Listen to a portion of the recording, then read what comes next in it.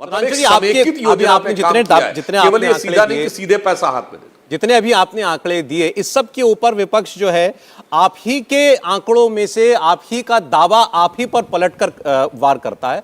आपने कहा कि आजादी के 50-60 साल के बाद भी हमें फूड सिक्योरिटी एक्ट लाना पड़ा, खाद्य सुरक्षा अधिनियम लाना पड़ा, यानी हमने माना कि हमारे देश में अभी लोगों को पर्याप्त खाने के लिए अन्न मिल जाए, इसकी व्यवस्था सरकार को करनी पड़ रही है। तो उन्होंने कहा 80 करोड़ लोगों को आपने राशन पहुंचाया कोविड काल में, यह किस बात का प्रमाण है?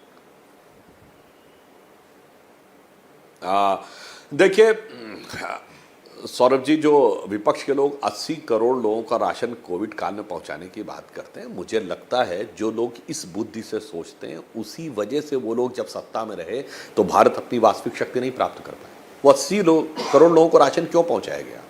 अगर 80 करोड़ लोगों को राशन की बजाय सीधे पैसा पहुंचाया जाता तो बताइए कोविड काल में सप्लाई लाइन्स ऑन थी क्या?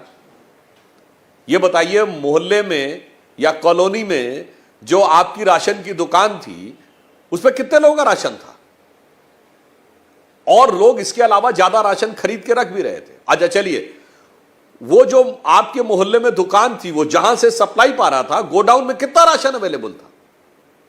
तो भाई पैसा दे देते तो उपलब्धता ही नहीं थी, बड़ी भीषण समस्या में आते, क्योंकि कोविड का वो दौर वो था कि पैसा महत्वपूर्ण नहीं था, दवा, राशन, वैक्सीन, इसकी डिलीवरी महत्वपूर्ण थी। आपके पास पैसा था और उसके बावजूद आप इन चीजों की उपलब्धता सुनिश्चित नहीं करा सकते थे, इसलिए सीधे 80 करोड़ लोगों को अनाज उपलब्ध कराया गया। जो लोग ये कहते हैं कि पैसा उपलब्ध कराना चाहिए था, मेरे विचार से उनकी नासमझी या मैं कहूं मूर्खता की बात करते हैं।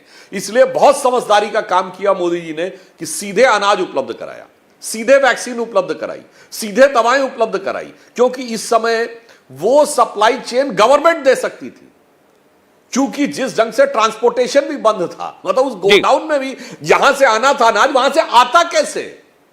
इसलिए मैं कहना चाह रहा हूं कि ये इसका गरीबी से मतलब नहीं था, ये कोविड की एक परिस्थिति से मतलब था। और इसीलिए आप देखिए कोविड के बाद विश्व की अर्थव्यवस्थाओं की स्थिति देखिए और हमारी अर्थव्यवस्था की स्थिति देखिए। मैं कोई पाकिस्तान और श्रीलंका की बात नहीं कर रहा हूं, अमेरिका और चाइना और यूरोप सब तो समस्याओं में है इस समय। सिर्फ हमारी अर्थव्यवस्था है जो तुलनात्मक दृष्टि से कहीं बेहतर स्थिति में है। प्रधानमंत्री जी ने अभी 15 अगस्त को क्या बोला कि पूरे विश्व में महंगाई है, महंगाई के कारण हमारे ऊपर भी समस्या आ रही है, हमारे ऊपर भी कीमतें बढ़ रही हैं, मगर मैं कोशिश ये कर रहा हूं कि हमारे देश के लोगों पर, हमारे परिवार के लोगों पर उसका कम से कम प्रभाव पड़े। सुधांशु जी, और बहुत से आंकड़े हैं जिनका हवाला देकर आपकी सरकार ये कह रही है कि देश में गरीबी बड़ी तेजी से घट रही है। विपक्ष का दावा यह भी है कि इस सरकार में गरीबी घटने की रफ्तार मनमोहन सिंह की सरकार में जो काम हुआ उससे कम है। मतलब मनमोहन सिंह की सरकार ने और ज्यादा लोगों को और तेजी के साथ गरीबी से बाहर निकाला था, और यह दावा करते हुए वो भी कुछ आंकड़े पेश करते हैं। इंडिया टीवी हर वक्त हर जगह डाउनलोड करने के लिए सर्च करें India TV news Google play store या ऐप स्टोर पर।